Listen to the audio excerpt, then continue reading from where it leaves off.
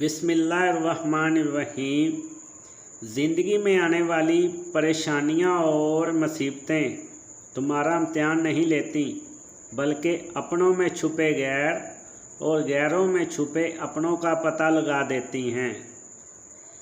कम बोलने वाले इंसानों की यही पहचान है कि वो अपने पसंदीदा लोगों के पास ज़्यादा बोलते हैं।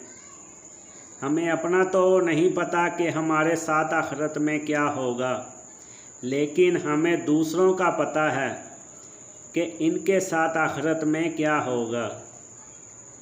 किसी के साथ अच्छाई नहीं कर सकते तो बुराई भी ना करो।